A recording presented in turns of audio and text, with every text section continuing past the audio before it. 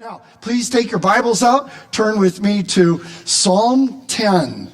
We're in Psalm 10 today as we continue in the songs of our faith. And if you remember, last week I shared with you that Psalm 9 and Psalm 10 are what we would call companion songs. Either David wrote them together and they were originally just one long song, and then later split up as the songs were collected, or they were written separately but intended to be companion songs. We know this because of the form, the wording. In terms of the form of the song, they both combine together to make a single acrostic poem. An acrostic is when the first letter in each line has a deliberate order. And as you follow through Psalm 9 and Psalm 10, the first letters in the Hebrew language are in exact order of the Hebrew alphabet. And where Psalm 9 ends, Psalm 10 begins. Now, not only are they written as an acrostic, but they are also written in parallel form. We've talked a lot about parallelism in Hebrew poetry since we started the Psalms. There are statements and then restatements. The statement is given and the restatement will either be exactly the same thing repeated only in different words, or the restatement will be enhanced and it'll almost like build up to something greater in the restatement, or you have contrasting parallelism where you'll have a statement and then the restatement says exactly the opposite.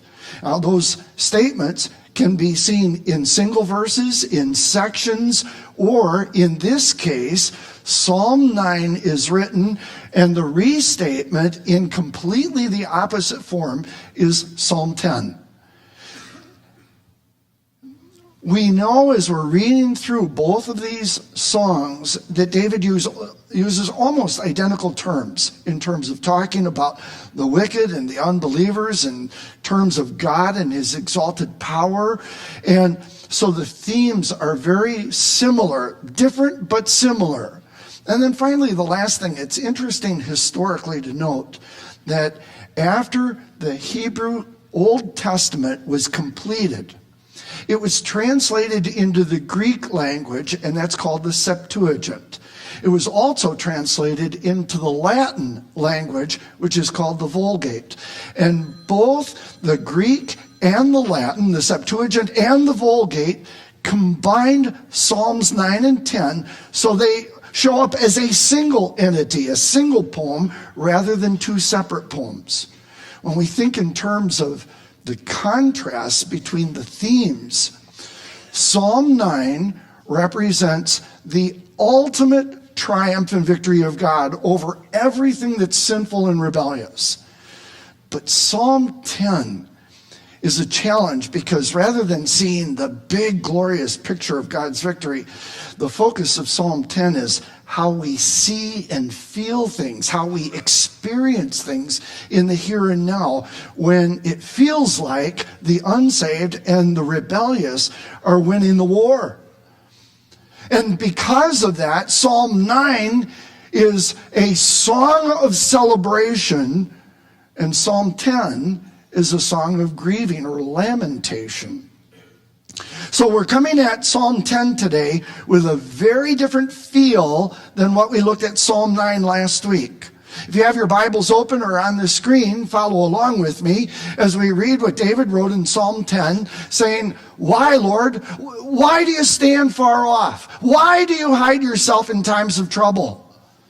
In his arrogance, the wicked man hunts down the weak, who are caught up in the schemes that he devises. He boasts about the craving of his heart. He blesses the greedy and reviles the Lord.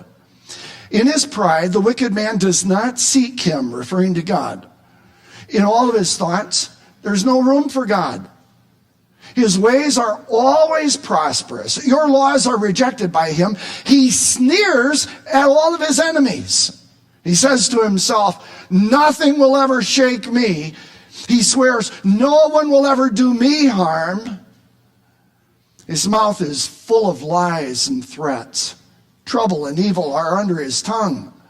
He lies in wait near villages. From ambush, he murders the innocent.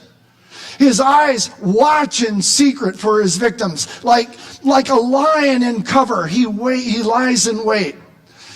He lies in wait to catch the helpless. He catches the helpless and then drags them off in his net. His victims are crushed. They collapse. They fall under his strength. He says to himself, God will never notice. He covers his face. He never sees.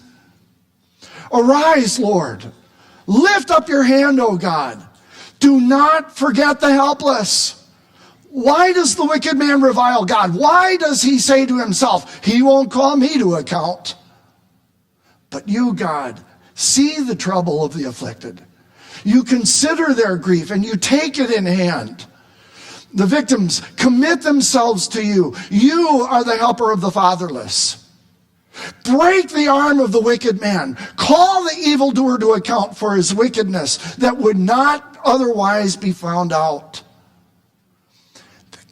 The Lord is king forever and ever. The nations will perish from his land. You, Lord, hear the desire of the afflicted. You encourage them. You listen to their cry, defending the fatherless and the oppressed, so that mere earthly mortals will never again strike terror. Wow. Wow, what a powerful song.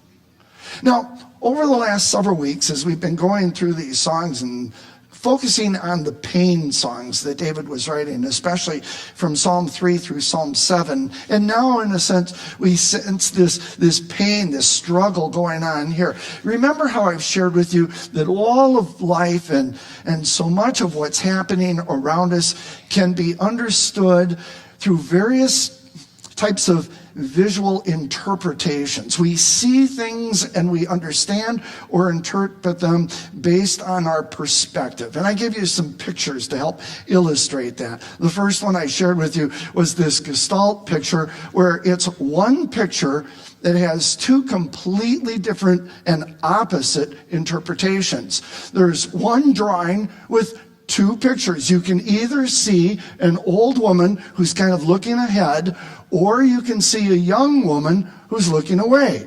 Does everybody see that yet?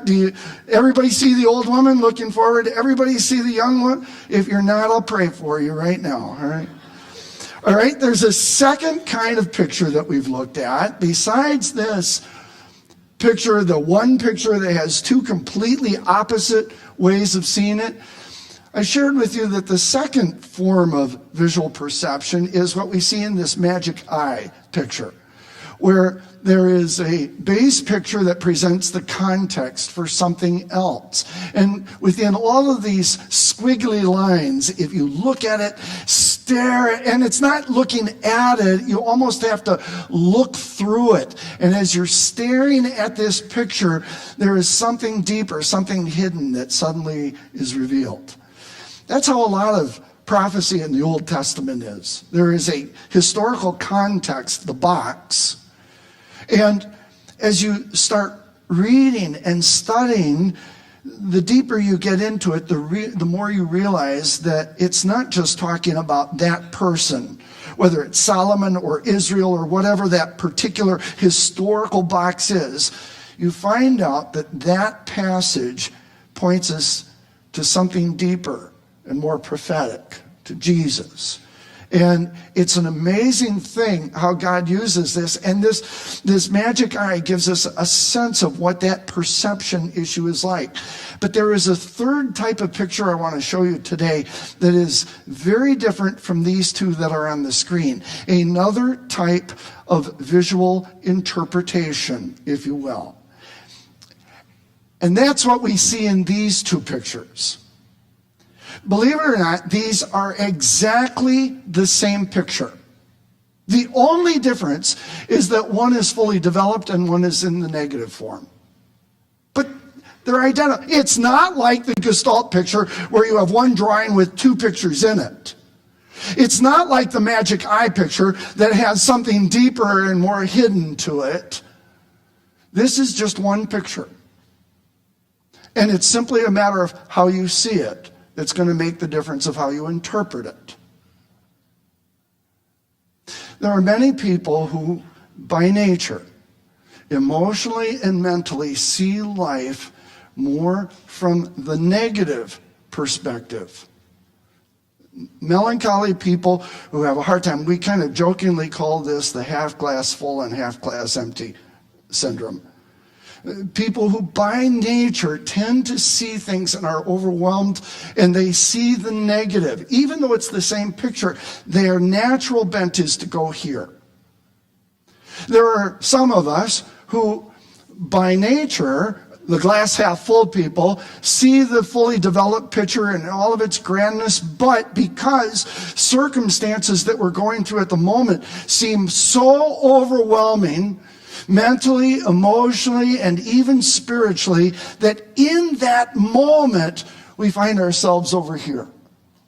Now, that's exactly what David is writing about. In Psalm 9, he sees the fully developed picture, and he celebrates the greatness and the authority and the power of God. But in Psalm 10, it's exactly the same circumstances, same picture.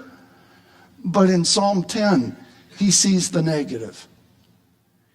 He's focused now not on the greatness and the grandeur of the fully developed picture, but on the circumstances in which evil and ungodly people are seeming to have the advantage, who are oppressing the helpless, the physical, natural circumstances that he feels so overwhelmed by that in Psalm 10, he writes the entire song almost by the negative perspective.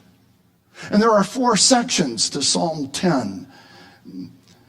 Maybe you are one of the people that tend to see this, and God is saying, I want you to get this today. This is important for you. In Psalm 10, verse 1, he presents his sense of confusion. In verses 2 through 11, David presents the characteristic and the criticisms of the wicked, the ungodly, who live as enemies of God and his people. In verses 12 through 15, he cries out to God in this call for help. And then it's so interesting when we come to verses 16 through 18, now there's a sense of resolution. In the same way that Psalm 9 presented the picture of God in living color, now, after expressing all of his pain and frustration and wonder, he comes back to that point in verses 16 through 18, where he is able to celebrate the fully developed picture.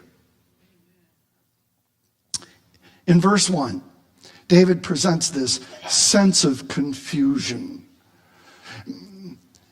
Have you ever been in a situation, and it might have been so overwhelming to you, physically, financially, relationally, spiritually, that as this thing was hitting you, all you could do was just cry out to God and say, why? Why? Why are you doing this? Why are you allowing this? Why, God? I just don't see it. I don't understand it. It's just so overwhelming. And you're just wrapped up in the negative for the moment. That's exactly what David does in verse 1. There are 4 times in this song that David asks the question why, and 2 of them are in verse 1. Why, Lord?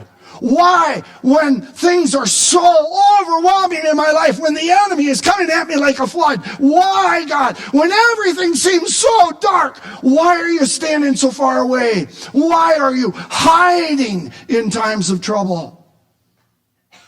This is exactly what Martha asked Jesus in John 11 when Lazarus is dying. She sends word, come on, we need you right now.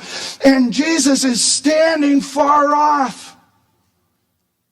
When it feels to Martha like he's hiding from trouble. And when he finally arrives, why? Why weren't you here? Have you ever felt like that? Have you ever found yourself in a situation that was so overwhelming that everything inside of you was just screaming out to God, why? There was a contemporary theologian and preacher who lived at the same time as Charles Spurgeon, named Joseph Parker. And Parker has described this situation in Psalm 10 in the most interesting way. And I wanted you to be able to see this when he wrote and says, the problem when we're going through this, and the problem that David is writing about, is not so much a loss of conscious fellowship with God. It's not like suddenly we're unsaved and God has completely left the building, but it's deeper, it's more frustrating. It is a deep, bitter feeling that the Lord has simply separated himself practically from the affairs of men. That God has just said, see, I'm not saying I don't love you, I don't care, you're not my child, but I'm just not going to be there. And the picture that David is writing about here is of the strong oppressing the weak. And God, instead of coming to the battle to avenge the injustice and assist helpless poverty, God is simply standing on a distant hill so that he can watch the battle from afar. And we're saying, God, come on. We need you to get into the battle now. Don't stand off. I don't understand why you're doing this. I don't understand why you're not hearing and answering my prayers. I don't understand why you're allowing the enemies of God and his people to overwhelm us and take control. Oh, God. And all we see is the negative, negative, negative. And to make his point even stronger, now David starts going through these characteristics or criticisms of the wicked. This is what the wicked are. They've God, don't you remember? Let me remind you of what the rebellious and the unsaved and the wicked are really like. And so he goes through this lengthy list of these characteristics of the ungodly. In his arrogance, the wicked man hunts down the weak who are caught in the schemes that he devises. He boasts about the craving, the carnal and just horrendous cravings of the heart. He blesses the greedy and reviles the Lord. Now, this statement is really interesting to me. The others are pretty rough, that he hunts down the weak. He boasts about everything that he wants. And another translation puts this, verse 3, this way. He brags about his evil plans, and then he blesses robbers and curses the Lord. Blesses robbers and curses the Lord. The contrast, the spiritual contrast is so dramatic here. Let me give you a modern illustration. It's like the person in our progressive left politically who says you can't kill a puppy or an owl, but you can kill a baby 3 minutes before it's born. To us, it seems so horrendous and so absolutely contradictory. And this guy blesses robbers, but he curses the Lord. You sense that? But even more than just saying he blesses, in the sense he gives them his blessing to be covetous and rob people. The idea of blessing here is that you are so involved that you not only give your approval, but you help make it possible. He delights in this. We have a great historical example of this when during World War II, Adolf Hitler not just gave the Nazi regime the freedom to pillage and plunder the Jewish people, but he made it possible for them and delighted in it.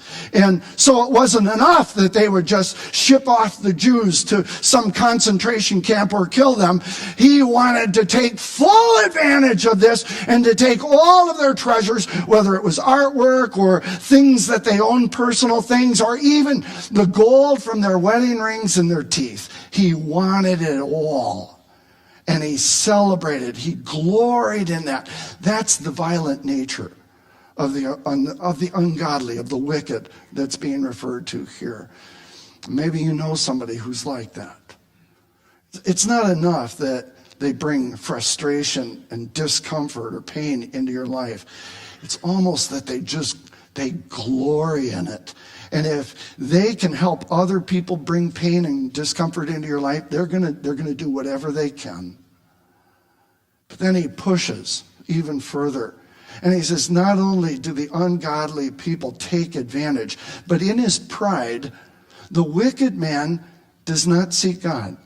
In all of his thoughts, there's no room for God. It's so interesting here that David switches from the name Jehovah to Elohim, the creative, powerful name of God that we find in Genesis 1 and 2. He says that God doesn't even exist. In fact, the Hebrew language is a little bit more blunt, if you will, than just saying in all of his thoughts, there's no room for God. The Hebrew more literally says, he does not seek God because, and this is parenthetically in his thoughts, God is non-existent in the first place. There is no reason to seek God when you don't believe that God even exists.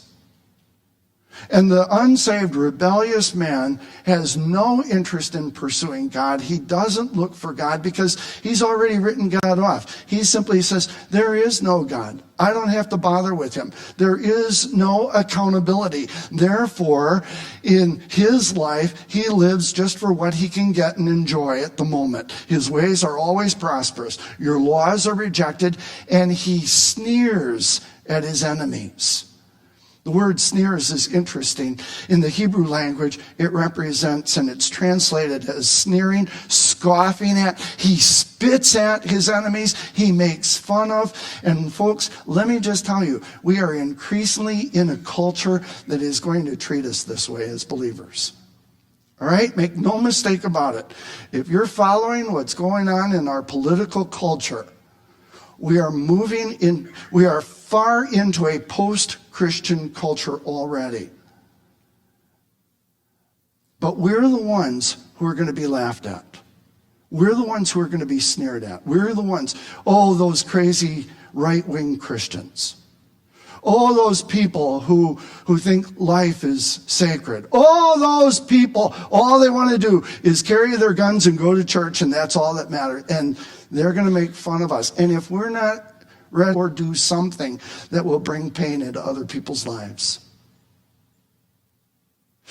There's another translation to verse 6 when it says that he says, nothing will ever shake me. I found it was interesting in the easy to read version, and I wanted to share this with you.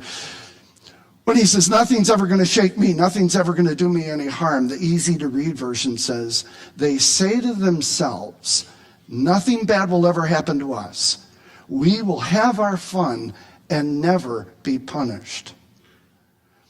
Boy, when I read that, we all struggle with this to some degree. When you get caught up in a sin, you think, I'm going to get away with this. But the rebellious live with this mindset. We're going to have fun, and nothing's ever going to happen to us. And as soon as I read this version that said we're having fun and we'll never be punished, right away, this picture came back to mind. Some guys out on the golf course, having their fun, having a great time, and right behind them is a mountain with a forest that's completely on fire. And they don't even think about it. They don't even notice it. They don't even care. And that's how the unsaved live. As long as they can enjoy their life, as long as they can have fun, there's no accountability, no judgment, and they don't realize that every one of us are nothing more than one breath from eternity.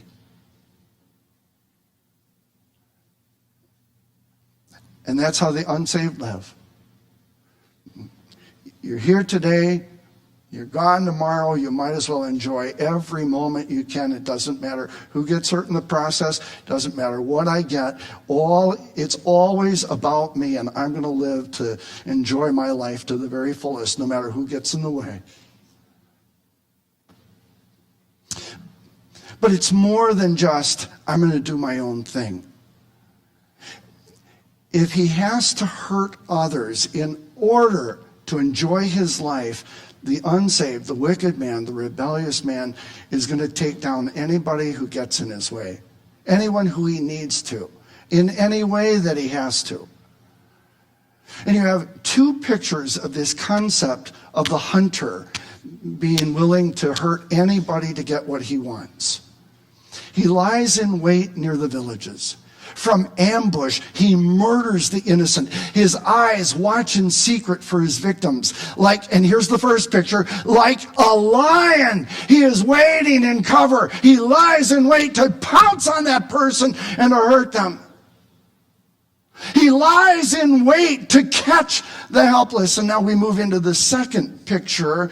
He catches the helpless and he drags them off in his net. Now, instead of just a lion, it's the picture of a fisherman who knows exactly the right place to fish. He knows the best fishing hole, which fish are there, what kind of line to use, what kind of lure to use. I mean, look, I'll be honest and say I'm not a great fisherman. In fact, I personally identify more with what Stephen Wright, the comedian, said when he said there is a fine line between fishing and just standing on the shore like an idiot. All right, that's me. All right, but somebody who's a good fisherman knows exactly where to go.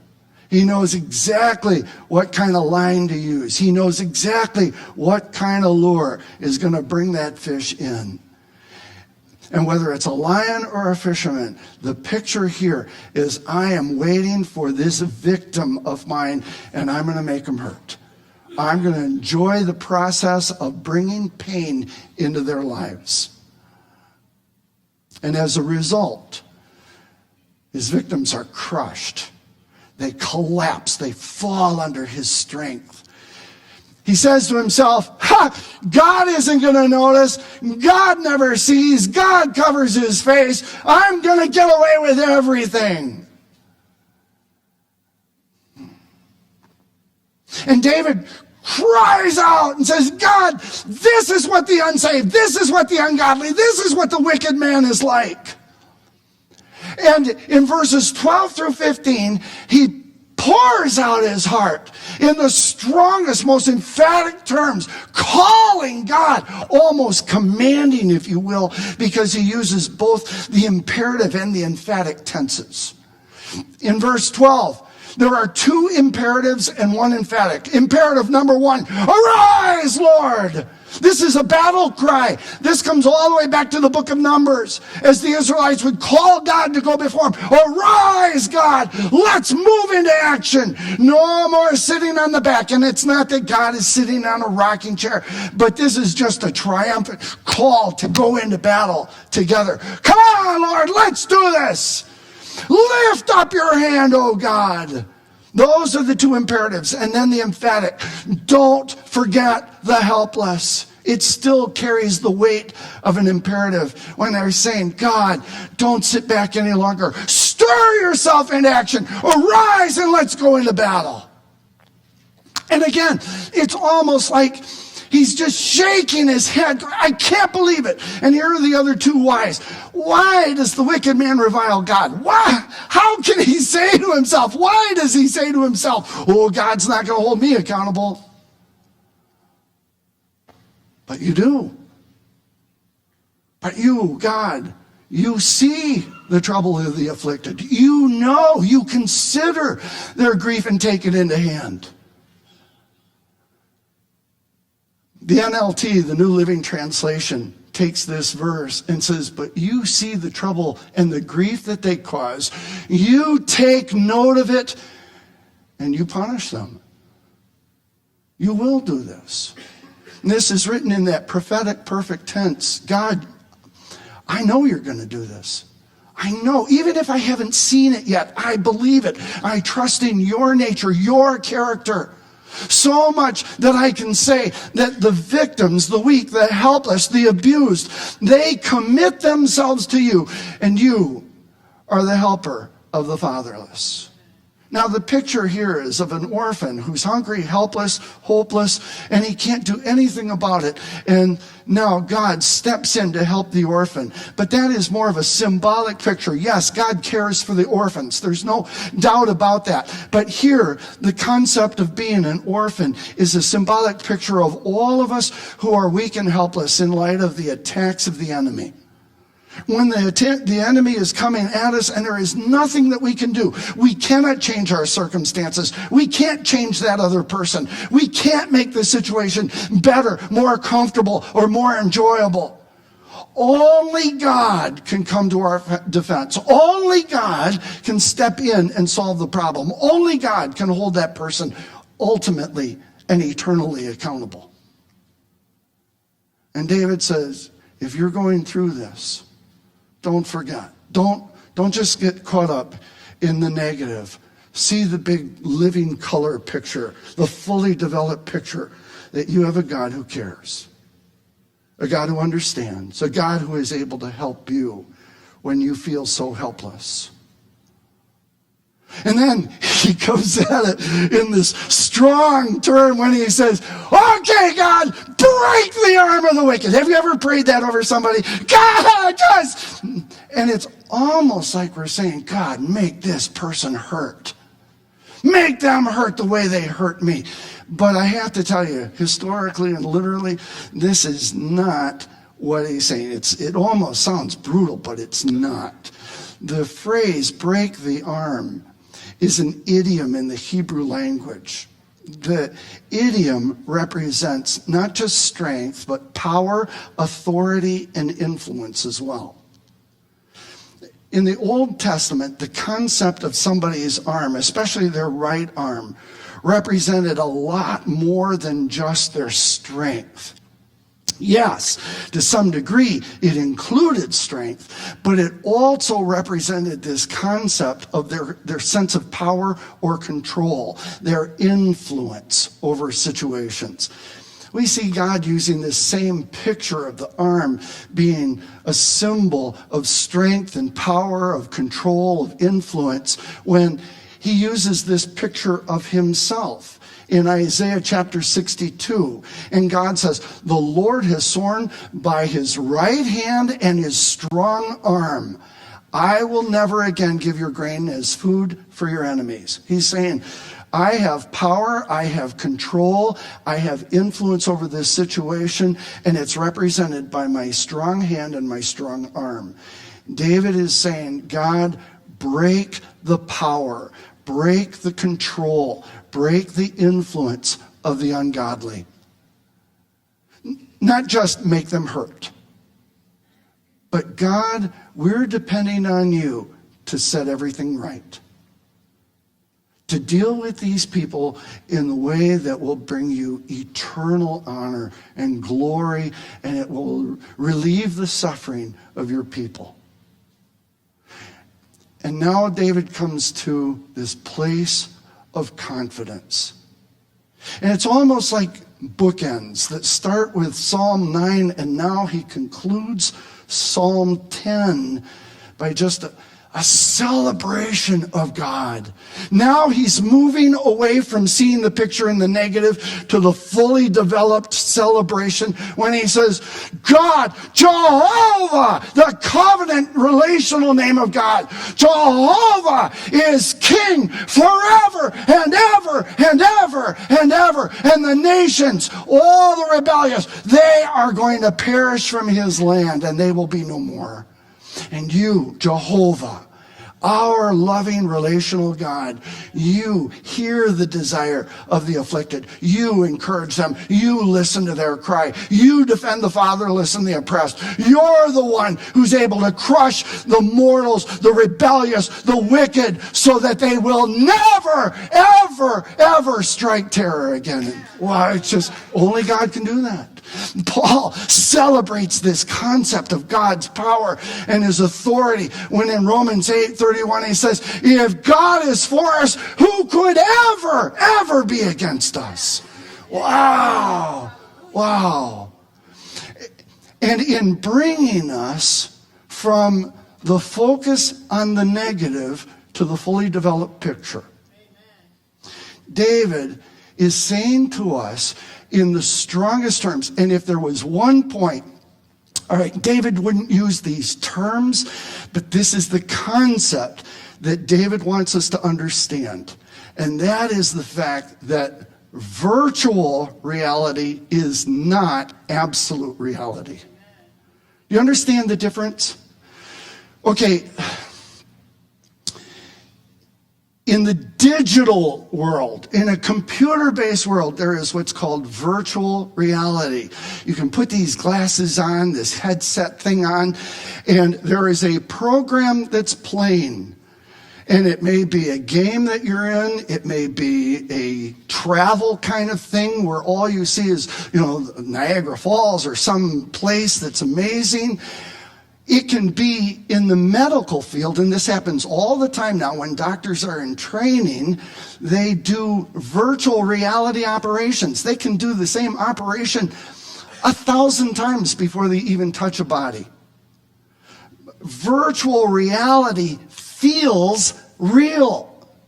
It seems real.